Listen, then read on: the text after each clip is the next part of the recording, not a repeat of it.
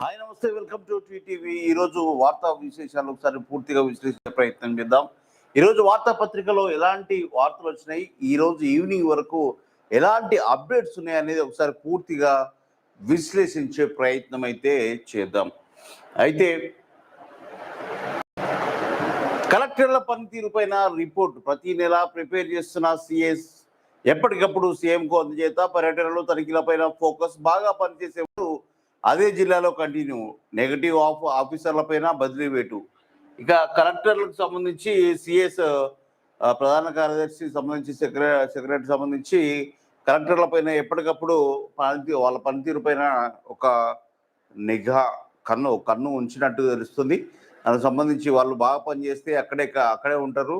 ఒకవేళ లేకుంటే బదిలీ అయ్యేటట్టుగా అక్కడ చర్యలు తీసుకున్నట్టుగా సీఎంకి ఆదేశాలు ఇస్తున్నట్టుగా మనకు రిపోర్ట్ ఇస్తున్నట్టుగా తెలుస్తుంది. దానికి సంబంధించి అయితే ఆరోగ్యశ్రీ సేవలు యథాతథం.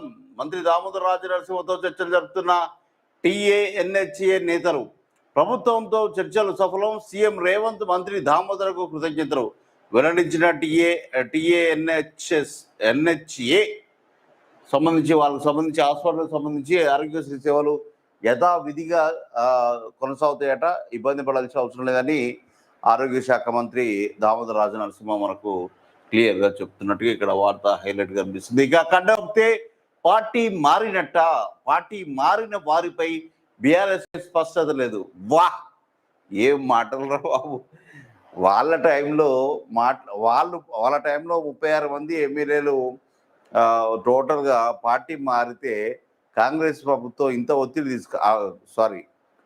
కాంగ్రెస్ పార్టీ ఇంత ఒత్తిడి తీసుకురాలేదు. బీఆర్ఎస్ తీసుకొచ్చినంత ఒత్తిడి కాంగ్రెస్ పార్టీ తీసుకురాలేదు.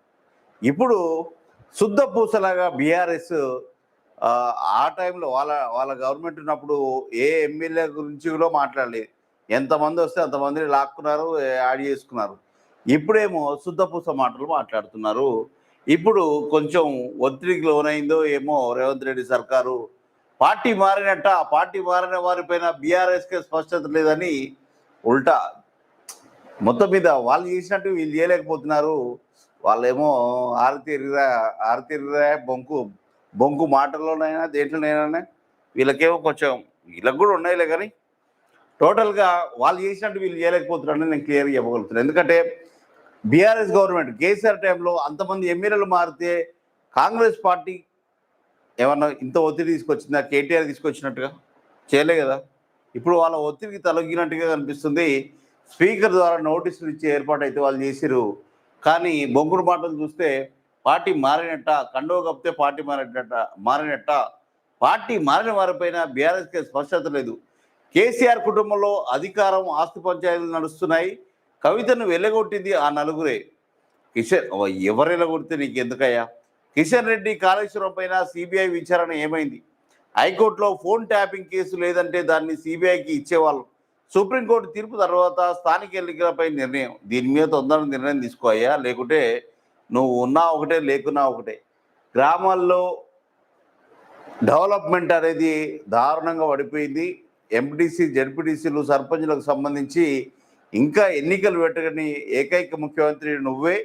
ఇంకా దానికి సంబంధించి నిధులు ఏంది, కేంద్రం నుంచి వచ్చే నిధులు కూడా ఆపిన ముఖ్యమంత్రివి నువ్వే అవుతావు. ఇంకా ముఖ్యంగా ఒకవేళ అలా ఇవ్వకపోతే టోటల్గా ఎమ్మెల్యేల కన్నా కొంత నిధులు ఎంపీలకు ఇచ్చినట్టుగా, కేంద్ర ప్రభుత్వం ఇచ్చినట్టుగా ఈ ఎమ్మెల్యేల కన్నా నిధులు దారుణంగా ఇచ్చేస్తే వాళ్ళని డెవలప్మెంట్ చేసుకొని మంచి పేరు అని సంపాదించుకుంటారు. నువ్వు ఎట్లా గ్రామాల్లో పట్టించుకుంటట్లేవు. అసలు నీ గ్రామాల వల్లనే నువ్వు సీఎం అయినావు. ఇక్కడ ప్రాంత సిటీలో నీకు అసలు ఎమ్మెల్యేలు తక్కువ. హైదరాబాద్ సరౌండింగ్లో ఎమ్మెల్యేలు తక్కువ. కానీ ఊరూరా ప్రతి జిల్లాలో ప్రతి నియోజకవర్గంలో అంటే ప్రాంతాల వైజ్గా, నియోజకవర్గాల వైజ్గా చూసుకుంటే నీకు ఎమ్మెల్యేలు ఎక్కువ.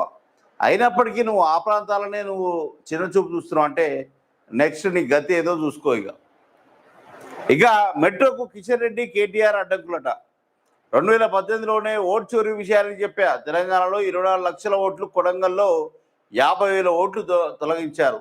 ఈ మాట అప్పుడు చెప్పలే, ఇప్పుడు వరకు బొంకు మాటలు. కానీ ఎంత కాదు ముచ్చట. ఇక తెలంగాణలో ట్రంప్ ఉన్నాడని నేను చెప్పుకోను. దీనికి సంబంధించి ఇక శాసనసభలకు కండు కప్పినంత మాత్రాన వారు పార్టీ మారినట్టు కాదని సీఎం రేవంత్ రెడ్డి అన్నారు. అంత క్లారిటీగా కండో కప్పుకొని బీఆర్ఎస్లో కలిసి కాంగ్రెస్లో ప్రచారం చేసి వాళ్ళ పిల్లలకు టికెట్లు వస్తే ఎంజాయ్ చేసుకుంటా కాంగ్రెస్ కండో కప్పుకొని ప్రచారం చేసి పోటీ చేస్తే కప్పుకున్నట్ట అని ఎవరిని మభ్య పెడుతున్నావు? ఎవరిని నమ్మిస్తున్నావు రేవంత్ రెడ్డి? నువ్వు నాకు అర్థం కాదు. ఎంతమందిని నమ్మిస్తావు ఇట్లా? సరే, వాళ్ళ టైంలో వాళ్ళు చేసింది తప్పే, నీ టైంలో నువ్వు చేసేది కూడా తప్పే. ఇంతగానమా మేమందరం జనాలందరూ చూడలేదా? ఆ కండువలో ఏముందో వారికి తెలియదు అన్నారు. ఎవరింటికైనా వెళ్తే వారు ఏం భోజనం పెడతారో ముందుగానే తెలియదు కదా అని వివరించారు. ఢిల్లీ మీడియాతో శుక్రవారం ఆయన చర్చ చేశారు. ఈ సందర్భంగా పలు ఆసక్తికర విషయాలు తెలిపారు. అయితే బీఆర్ఎస్కే స్పష్టత కలవు. ఎమ్మెల్యేలు పార్టీ మారిన అంశంపై బీఆర్ఎస్ నేతలకే స్పష్టత లేదని సీఎం విమర్శించారు. గులాబీ పార్టీకి 37 మంది ఎమ్మెల్యేలు బలం ఉందని ఆ మేరకే సమయం కేటాయించాలని ఆ పార్టీ నేత హరీష్ రావు అసెంబ్లీలో ఆన్ రికార్డుగా చెప్పారని గుర్తు చేశారు. మరి ఆ పార్టీ ఎమ్మెల్యేలు కాంగ్రెస్లో చేరినట్టు ఎలా అవుతుందని ప్రశ్నించారు. బీఆర్ఎస్ ఫిర్యాదు చేసి ఇది కూడా పాయింటే. ఇక్కడ ఏమన్నాడు? 37 మంది ఎమ్మెల్యేలు బలం ఉన్నదని ఆ మేరకు సమయం కేటాయించాలని ఆ పార్టీ నేత హరీష్ రావు అసెంబ్లీలో ఆన్ రికార్డుగా చెప్పినట్టు. ఇక్కడ ఒక లాజిక్ పాయింట్ దొరికింది రేవంత్ రెడ్డికి. ఓకే, బీఆర్ఎస్ ఫిర్యాదు చేసిన ఎమ్మెల్యేల జీతాలు 5,000 ఆ పార్టీకి వెళ్తున్నాయని జీతాలు ఎమ్మెల్యేల జీతాల్లో 5,000 ఆ పార్టీకి వెళ్తున్నాయని తెలిపారు. పార్టీ ఫిర్యాదులపై నిర్దిష్ట నియమాలు ఏమీ స్పష్టంగా లేవన్నారు. కాళేశ్వరం కేసుని సిబిఐకి ఇస్తే 48 గంటల్లో విచారణ చేయిస్తామని కేంద్ర మంత్రి కిషన్ రెడ్డి చెప్పారని గుర్తు చేశారు. కానీ 20 రోజులు కావస్తున్నా ఇప్పటి వరకు కేసు ఎందుకు ముందుకు కదలడం లేదని స్పష్టం చేశారు. ఇదే దాన్ని బీజేపీ మీద పెట్టేసి మెల్లగా తప్పుకునే ప్రయత్నం అయితే రేవంత్ రెడ్డి చేస్తాడన్నాం. దాని దగ్గరగా చేసేసి ఈ కేసు విషయంపై ఎందుకు మాట్లాడలేదు? కిషన్ రెడ్డిది కూడా తప్పే. ఎందుకంటే కిషన్ రెడ్డి మేము చేస్తాం, చూస్తాం, ధీరులం శూరులం అన్నారు కదా. ఏది మరి ఇప్పుడు? ఉత్తిదే తుస్సు. ఈ కేసుపై మౌనం వహిస్తున్నారని ఆరోపించారు. వారిద్దరి మధ్య అంతటి అవినాభావ సంబంధం ఉందని ఎద్దేవా చేశారు. ఇది వాస్తవమే. ఇక కేసీఆర్ కుటుంబంలో అధికారం, ఆస్తి పంచాయతీలు ఇవి మనకు అవసరం లేదా, ఎప్పుడు నడుస్తూనే ఉన్నాయి. ఇక వాసవికి హుజూర్ అక్రమాలు కప్పిపెట్టి అనుకూల నివేదికలట. ఇక గవర్నమెంట్ లంచాలు ఇస్తే ఏమని చేస్తుంది. మైనార్టీలకు 2 కొత్త పథకాలు నిన్న చదువుకున్నవే. ఇక ఓట్ చోరీ కన్నా ఎమ్మెల్యేల చోరీ పెద్ద నేరం. వచ్చాడయ్యో సామి, కొంగొత్త పదాలు చెప్తాడు కేటీఆర్ స్వామి. ఈయన చేస్తే సంసారం, మిగతా వాళ్ళు చేస్తే వ్యభిచారం. ఓట్ చోరీ కన్నా ఎమ్మెల్యేల చోరీ పెద్ద నేరం. మరి 2019, 2014 ఎన్నికలప్పుడు మీ పార్టీలో కాంగ్రెస్ నుంచి, బీజేపీ నుంచి, మిగతా పార్టీల నుంచి వచ్చిన ఎమ్మెల్యేల సంగతి ఏంటి? అప్పుడు ఎందుకు మాట్లాడలే ఈ ఎమ్మెల్యేల చోరీ గురించి? ఎందుకు ఈ నొక్కాడిస్తే మాటలు? Congress BJP joint venture Revanth సర్కార్. మోడీ ఆధారాన్ని రాహుల్ విమర్శిస్తే రేవంత్ వెనక్కి తీసుకొస్తున్నారు. ఆల్మట్టి ఎత్తు పెంపు, రాష్ట్రానికి మరణ శాసనం. కారు కావాలా? కాంగ్రెస్ బీజేపీ బేకారుగాళ్ళు కావాలా అని కేటీఆర్ అన్నారు. కారు వద్దనే వాళ్ళని కోరుకున్నారు కాంగ్రెస్ వాళ్ళని. ఇక బీజేపీ బేకార్ అని వాళ్ళు పక్క పెట్టేసి, ఇక నెక్స్ట్ నువ్వు మంచితనం అని ఉంటే నీకు వస్తే వస్తుంది, లేకుండా లేదు. అది మ్యాటరు. దీనికి సంబంధించి గట్లుంది.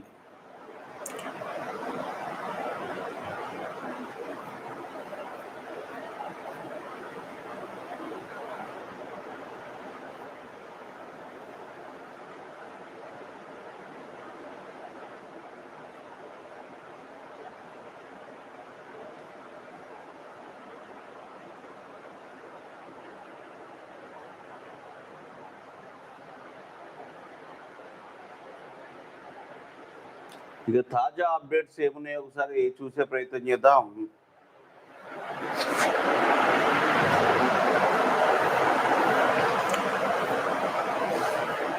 వైద్యుల నిర్లక్ష్యంతో చిన్నారి బలి. 10 రూపాయల నాణం మింగిందని సర్జరీ చేయబోతే అనస్థీసియా హైడోస్ ఎక్కువైపోయిందంట. స్పృహ కోల్పోయి ప్రాణాలు వదిలిన బాలిక. వనస్థిరిపురంలోని ఓ ఆసుపత్రిలో ఘటన. 10 రూపాయల నాణం ఓ చిన్నారి నిండు ప్రాణాన్ని బలికొంది. ఈ విషాద ఘటన యాదాద్రి భువనగిరి జిల్లా భూదాన్ పోచనపల్లి మండలంలో భీమనపల్లి గ్రామంలో చోటు చేసుకుంది. స్థానికుల కథనం ప్రకారం భీమనపల్లి గ్రామానికి చెందిన ధ్యానమైన శేఖర్ జ్యోతికలకు 2 కుమారులు, 1 కుమార్తె. కుమార్తె ధ్యానమైన నిహారిక గ్రామంలోని ప్రభుత్వ ప్రాథమిక పాఠశాలలో 5వ తరగతి చదువుతుంది. గురువారం సాయంత్రం నిహారిక ఇంటి బయట ఆడుకుంటూ పొరపాటున 10 రూపాయల నాణ్యాన్ని మింగింది. ఆ విషయాన్ని తల్లిదండ్రులకు చెప్పడంతో ఊటావుటిన బాలికను హైదరాబాద్ వనస్థలిపురంలోని ప్రైవేట్ ఆసుపత్రికి తీసుకెళ్లారు. అక్కడ వైద్యులు నిహారికకు ఆపరేషన్ చేసి 10 రూపాయల నాణ్యాన్ని తొలగించారు. శుక్రవారం ఉదయం నిహారికకు డిశ్చార్జ్ చేశారు. ఆ రోజంతా నిహారిక ఆడుతూ పాడుతూ గడిపి రాత్రి నిద్రించింది. ఇవాళ ఉదయం నిహారికను నిద్రలేపేందుకు ప్రయత్నించగా ముఖమంతా ఆకుపచ్చ రంగులో అపస్మారక స్థితిలో కనిపించింది. వెంటనే ఆపరేషన్ చేసిన ఆసుపత్రికి తీసుకెళ్లారు. అక్కడ వైద్యులు బాలికను పరీక్షించి మృతి చెందినట్టు నిర్ధారించారు. ఆసుపత్రి వైద్యులు నిర్లక్ష్యంగా ఆపరేషన్ చేయడంతో ఇన్ఫెక్షన్ అయి బాలిక మృతి చెందిందని బంధువులు ఆరోపిస్తున్నారు. పాపం బాలిక 10 రూపాయల నాణ్యం మింగి ప్రాణాలు కోల్పోయిందంట. ఇది మరీ దారుణం.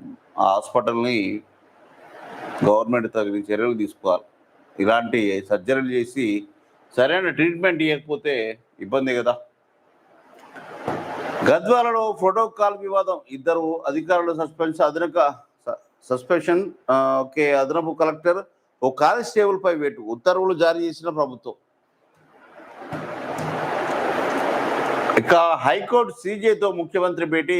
మౌలిక వసతులు, సిబ్బంది నియామకంపై చర్చ. రేవంత్ రెడ్డికి పలు ప్రతిపాదనలు అందించిన జస్టిస్ ఆపరేష్ కుమార్.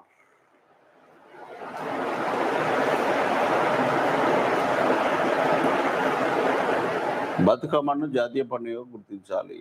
దుబాయ్ నుంచి గంజాయి. ఇక హైలైట్ అందరికీ కావాల్సిన న్యూస్ ఒకటైతే వచ్చింది. టోటల్గా ఉపవాసం ఉండాల్సిన న్యూస్. దసరాకి ముక్క సుక్క లేనట్టేనట.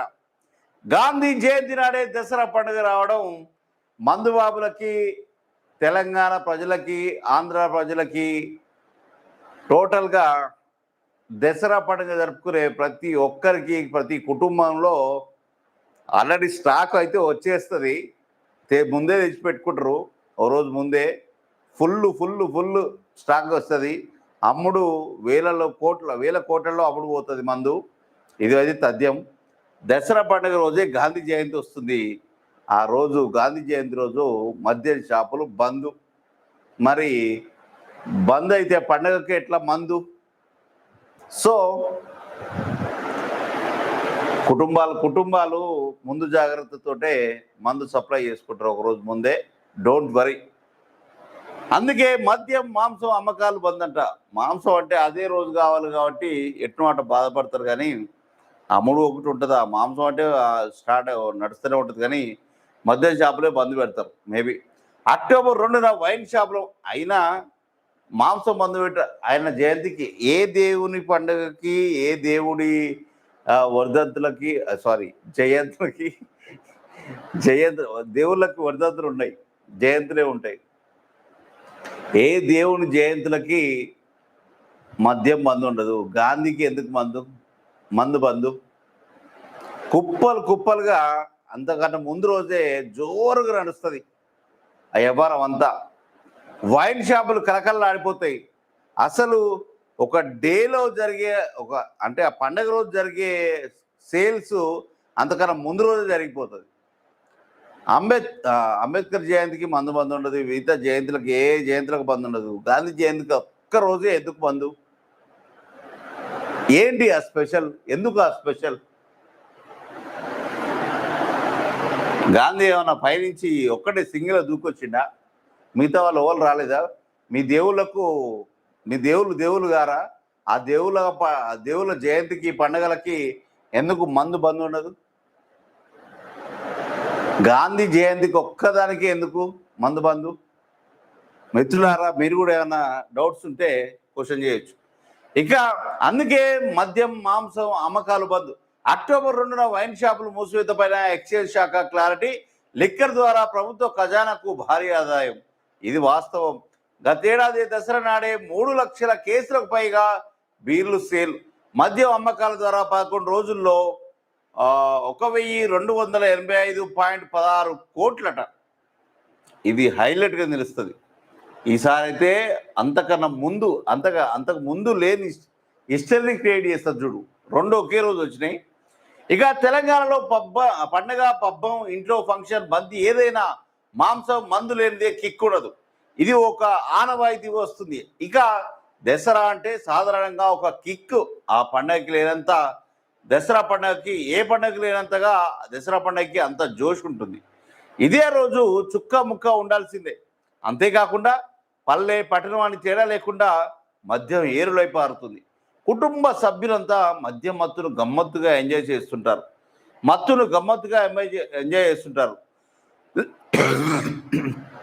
మద్యంతో పాటు మటన్, చికెన్, ఫిష్, ఫ్రాన్స్ ఉండాల్సిందే. అయితే ఈసారి దసరాకు ముక్క చుక్కపై అనుమానాలు వ్యక్తమవుతున్నాయి. ఒకే రోజు గాంధీ జయంతి, దసరా. అక్టోబర్ 2న గాంధీ జయంతి రోజు నాడే దసరా పండుగ కూడా వస్తుంది. ఈ నేపథ్యంలో మద్యం మాంసం విక్రయాలపైన ఆసక్తికర చర్చ నడుస్తుంది. సాధారణంగా గాంధీ జయంతి రోజు మద్యం మాంసం దుకాణాలను మూసివేయడం ఆనవాయితీ. ఎందుకు? ఏ దేవునికి లేనిది గాంధీ జయంతికే ఎందుకు అనేది రేపు ప్రజల తరపున ఉత్పన్నమయ్యే ప్రశ్న. ఆల్రెడీ స్టాక్ తెచ్చుకుంటారులే కానీ, అయితే అన్ని పండుగల మాదిరిగా దసరా పండుగ ఉండదు. ఆ రోజున చాలా మందికి చుక్కలడిదే ముద్ద దిగదు. అందుకోసం అక్టోబర్ 2న మద్యం మాంసం విక్రయాలపైన అధికారులు తర్జన భర్జన పడుతున్నారు. అక్టోబర్ 2న మద్యం మాంసం దుకాణాలను మూసివేయాలని ఆదేశించాలా, మినహాయింపు ఇవ్వాలా అనే దానిపై మల్లగురాలు పడుతున్నారు. ఇప్పుడు వచ్చింది అసలు వీళ్ళకి తలకాయ నొప్పి. ఏముంది? ప్రజా అభిప్రాయం కోసం, ప్రజల పండగ కోసం, ప్రజల ఆనందం కోసం, ప్రజల పండగ కదా అది. గాంధీ జయంతి ఏముంది? ప్రతి సంవత్సరం వస్తూనే ఉంటుంది పండగ. అది ఒకే రోజు వచ్చినా కానీ నడిపిస్తే ఏం పోలే, నడుస్తూనే ఉంటుంది. మీరు చెప్తే మీరు బంద్ చేస్తే ఏమైనా ఆగుతుందా? నడుస్తూనే ఉంటుంది. నడకపోతే ఉంటుందా? తూట్లు పొడిచినట్టుగా మీరు ఏం చేసినా కానీ. గతేడాది దసరా కిక్కి 1285 కోట్లు వచ్చిందంట. దసరా పండుగ గత ఏడాది రాష్ట్ర ఖజానాకు 1200 కోట్లు వచ్చినాయట. మరి ఈసారి అంతకు మించి వస్తాయి చూడు. ఇది వాస్తవం. మాంసానికి మస్తు గిరాకీ. దసరాకి మాంసకారులైన ప్రతి ఇంట్లో ముక్క ఉండాల్సిందే. గొర్రెలు, మేకలు, పొట్టేళ్ళు, మేకపోతులను కోసి వాటాలు వేయాల్సిందే. నాటుకోళ్ళు, పారంకోళ్ళు, చేపలు, రొయ్యలకు సైతం మస్తు గిరాకీ ఉంటుంది. ఇలా ప్రతి ఒక్కరూ పండుగ జరుపుకుంటారు. గ్రామాలు, పట్టణాలలోని వ్యాపారస్తులు, దుకాణదారులు, పెద్ద పెద్ద వాహనాల యజమానులు దసరా పండుగ సందర్భంగా వారి దుకాణాలు, పరిశ్రమలు, వాహనాల ముందు మేకపోతులు, గొర్రెపోతులు బలి ఇవ్వడం ఆనవాయితీగా. ఇందుకోసం పొరుగు రాష్ట్రాల నుంచి పెద్ద ఎత్తున మేకలు, గొర్రెలు, కోళ్ళు, చేపలు, రొయ్యలను వ్యాపారులు దిగుమతి చేసుకుంటారు. అయితే దసరా ఒకవేళ మాంస దుకాణాలను మూసివేసినట్లయితే ముక్కపై తీవ్ర ప్రభావం ఉంటుందని పలువురు అభిప్రాయం వ్యక్తం చేస్తున్నారు. తొక్కలే పండగ కన్నా ఎక్కువనా? ప్రజల ఆనందం కన్నా ఎక్కువనా? ఏంటి చెప్పండి? తెలంగాణ ప్రజలు ముక్క సుక్క ఇవి లేనిది పండుగలు జరిగాయి. ఆంధ్ర కూడా అంతే, దేశవ్యాప్తంగా కూడా అంతే. కానీ మనలోకి అవి లేదు, నడవదు. ఇవన్నీ నడవయి. ఏదేమైనా అవి కావాల్సిందే. మీరు ఎన్ని అడ్డంకులు పెట్టినా కానీ ఒక రోజు ముందు రోజు నడుస్తుంది. మాంసం అయితే ఆ రోజు కంపల్సరీగా అమ్ముతారు, అమ్మి తీరుతారు. మందు మీరు ఆపినా కానీ నడుస్తూనే ఉంటుంది. అది విషయం. మద్యానికి సంబంధించి ముక్క సుక్కకు సంబంధించి దసరాకు ముక్క సుక్క లేనట్లే అంటే అది ఉన్నట్లే. ఇక అది దానికి సంబంధించింది. ఇక కవిత ఏమంటుందో చూద్దాం. నాతో బీఆర్ఎస్ నేతలు టచ్లో ఉంటారు. పార్టీ పెట్టే ముందు కేసీఆర్ 100 మందితో చర్చించారు. గతంలో ఆయన చేసిందే నేను ఇప్పుడు చేస్తున్నా. ఇంతకీ ఈ పార్టీ పెడుతున్నా? దీన్ని బట్టి చూస్తే పెడుతున్నట్టే. మరి ఏ పార్టీ పెడుతుందో? కాళేశ్వరం విషయంలో హరీష్ రావుపై నాకు కోపం. తెలంగాణ ఎందుకు కోపం? ఆయన మీద ఎలాంటి ఆరోపణలు వస్తలేవు, అన్నీ వాళ్ళ నాన్న మీద వాళ్ళ అన్న మీదనే వస్తున్నాయి. కాబట్టి అది ఆమె కోపం. ఆయన సెకండ్ పొజిషన్లో ఉండడం, మొత్తం ట్రబుల్ షూట్గా ఉండడం ఆమెకి నచ్చదు. అందుకే కోపం, హరీష్ రావు మీద కోపం కవితకి. బీఆర్ఎస్ పార్టీ నేతలు చాలా మందే నాతో టచ్లో ఉన్నారని తెలంగాణ జాగృతి అధ్యక్షురాలు కల్వకుంట్ల కవిత సంచలన కామెంట్ చేశారు. ఇవాళ బంజారాహిల్స్లోని తెలంగాణ జాగృతి కార్యాలయంలో ఆమె ప్రెస్ మీట్ నిర్వహించారు. అనంతరం మీడియాతో చిట్చాట్ చేశారు. కొత్త పార్టీపై తాను ఇంకా ఎలాంటి నిర్ణయం తీసుకోలేదని అన్నారు. కొత్త పార్టీ పెట్టే ముందు గతంలో కేసీఆర్ 100 మందితో చర్చలు జరిపారని గుర్తు చేశారు. ప్రస్తుతం తాను అదే పని చేస్తున్నాను. నువ్వు కొత్త పార్టీ పెట్టినా నీ సీటు నువ్వే గెలుచుకోలేవు. ఒకవేళ గెలవాలన్నా కానీ మీ అయ్యే మళ్ళా ఇట్లా చేయి ఎట్లా దీవించాలి, లేకుంటే లేదు. కాంగ్రెస్ పెద్దలు ఎవరు తనకు ఫోన్ చేయలేదని నిన్ను అడుగుతారు. తాను ఎవరిని అప్రోచ్ కాలేదన్నారు. ముఖ్యమంత్రి కాంగ్రెస్ నుంచి బయటకు పోతున్నాడేమోనని కామెంట్ చేశారు. ఒక వర్గం కోసం కాదు, ప్రజలందరి కోసం తాను వద్దులే, ఇక నేను చదవా అంటే చదవా, ఇక అంతకి చాలు. ప్రజల కోసం చేస్తుందట. గెలిస్తే మళ్ళీ అలాగే గెలిస్తే ఎక్కడెక్కడో తిరుగుతుంది, దుబాయ్, అమెరికా, ఎక్కడెక్కడో తిరుగుతుంది. జాగృతిని పట్టించుకోదు, బతుకమ్మని పట్టించుకోదు, ఏది పట్టించుకోదు. ఇప్పుడు అన్నీ గుర్తొస్తాయి. ఇప్పుడు అధికారం లేదు కాబట్టి. ఇంకా ఈమె గురించి చదవాలంటే ఏం చదువుతాం? 2016లోనే కేటీఆర్ని అలర్ట్ చేశారని అన్నారు. కాళేశ్వరం విషయంలో ప్రతి నిర్ణయం చదవనగా చదవనిక అంతే, వద్దులే. ఇక విద్యార్థిని చిత్కబాదిన టీచర్ అకారణంగా పదే నా కొడుకును కొడుతున్నాడు అని తల్లిదండ్రులు ఫిర్యాదులు టీచర్పై చర్యలు తీసుకోవాలని ఎంఈఓకు ఫిర్యాదు చేసినట్టు ఇక్కడ కనిపిస్తుంది. ఆడేదో చెడ్డ పని చేసి ఉంటాడు, కొట్టుంటాడు, లేకుంటే ఆయన కోపం రాదు, ఎందుకు వస్తుంది? ఇక బంగారం చోరీ కేసులో 3 నిందితులట. దానికి సంబంధించి తమ్ముడు మరణం తట్టుకోలేక అన్న మృతి అట. వారం వ్యవధిలో మృత్యువత. నిజాంపేటలో అన్నదమ్ములు చనిపోయారు. దానికి సంబంధించి ఇవి వార్తలు. ఇక కూతుర్ని ఇక్కడ తెరిచిన కసాయి తండ్రి. అమ్మ అన్నీ కనిపిస్తున్నాయి. అంతా చిన్నపిల్లలు ఎట్టు చంపబోతాయిందిరా అయ్యా. చూద్దాం ఏందో. మద్యం మత్తులో 12 నెలల చిన్నారని నేలకేసి కొట్టినట్ట ఈ దరిద్రుడు. ఆసుపత్రిలో చికిత్స పొందుతూ పసిపాప మృతి. మద్యం మత్తులో 12 నెలల చిన్నారని ఒక కసాయి తండ్రి నేలకేసి కొట్టాడట. దారుణం ఇది. వేస్ట్. పాపం ఏం ముట్టిందిరా నీకు? ఆ పసిపాపను ఎట్ట చంపబోతాయిందిరా? ఎదవన్నారా ఎదవా.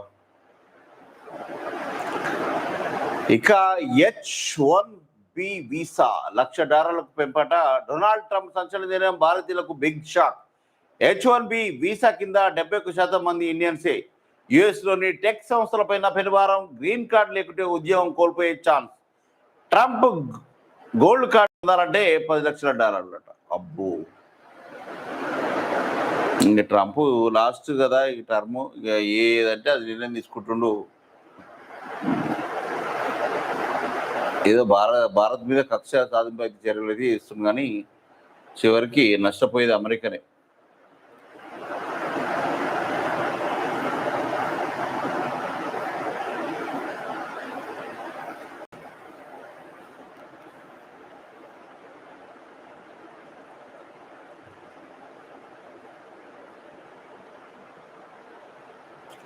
ఇప్పటి వరకు అయితే ప్రజెంట్ ఇవే కనిపిస్తున్నాయి. 5 గంటలకు ఏమొచ్చిందో చూద్దాం.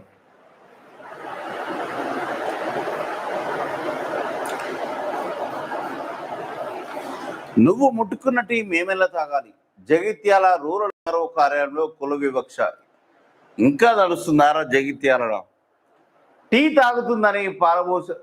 తాగిందని పారబోసిన తోటి అటెండర్లు. నీ అమ్మ జీవితం. నువ్వు ముట్టుకున్న టీ మేమెలా తాగుతామంటూ తోటి అటెండర్లు దళిత మహిళను అవమానించారు. ఈ ఘటన జగిత్యాల జిల్లా రూరల్ మండలంలో చోటు చేసుకుంది. ఆధునిక కంప్యూటర్ యుగంలోనూ కులం మత భేదాలు మర్చిపోయి అందరూ సమానంగా ఉండాల్సిన ఈ రోజుల్లో ప్రభుత్వ కార్యాలయంలోనే ఇలాంటి వివక్ష చోటు చేసుకోవడం కలకలం రేపుతుంది. జగిత్యాల రూరల్ ఎంఆర్ఓ కార్యాలయంలో ఇటీవల విధుల్లో చేరిన జీపీఓలతో సమావేశం ఏర్పాటు చేశారు. ఈ సందర్భంగా వచ్చిన వారందరికీ టీ తెప్పించారు. అందరికీ టీ ఇచ్చిన తర్వాత అదే ఆఫీసులో పనిచేస్తున్న ఒక దళిత మహిళా అటెండర్ తాను టీ పోసుకొని తాగింది. దీంతో ఆగ్రహానికి గురైన మరో ఇద్దరు మహిళా అటెండర్లు మిగిలిన టీ మొత్తం పారబోశారు. మీకంటే పెద్ద కులం వాళ్ళమని తెలియదా, నువ్వు ముట్టుకున్న టీ మేమెలా తాగుతామంటూ చిందులు తొక్కారు. దీంతో సదరు దళిత మహిళ తీవ్రమైన అవమాన భారంతో కన్నీటి పరిమితమైంది. ఎక్కడ పుట్టిర్రా మీరు, ఇంకా ఎక్కడున్నారా అయ్యా ఈ జగిత్యాల? ఆమె మీద ఇంకేమైనా ద్వేషం ఉంటే ఆ విధంగా చూసుకోండి, కానీ ఈ విధంగా కించపరచడం కరెక్ట్ కాదు కదా. పెద్ద కులం అంట, ఇవేమో చిన్న కులం అంట. ఎక్కడిరా ఈ కులాలు? నీ అమ్మ ఏం పుట్టిందిరా, ఇంకా మారరారా జీవితాలు?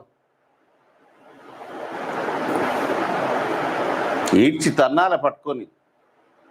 అటెండర్లకే అంతుంటే ఇక మిగతా వాళ్ళకి ఎట్లుండాలి?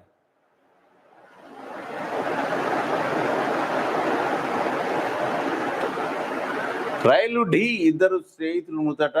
సికింద్రాబాద్ తీవ్ర విషాద ఘటన చోటు తీసుకుంది. బొల్లారం బజార్ రైల్వే స్టేషన్ సమీపంలో రైలు పట్టాలు దాటుతున్న ముగ్గురు యువకులను రైలు ఢీ కొట్టింది. ఈ ఘటనలో ఇద్దరు యువకులు అక్కడికక్కడే మృతి చెందగా మరొకరికి గాయాలయ్యి. తెల్లవారుజామున దారుణ ఘటన స్థానికంగా కలకల రేపింది. మృతులను కార్కరానికి చెందిన కార్తీక్ 19, వెస్ట్ మారడపల్లికి చెందిన మల్లికార్జున 20గా గుర్తించారు. ఇద్దరు కూలీలుగా పనిచేస్తున్నారని చెప్పారు. ఇక ఫిషర్ మ్యాన్ శివానంద్ 35కు తీవ్ర గాయాలయ్యాయని తెలుస్తుంది. దీనికి సంబంధించి పాపం మృతదేహాలను పోస్ట్మార్టం పంపించారట పాపం.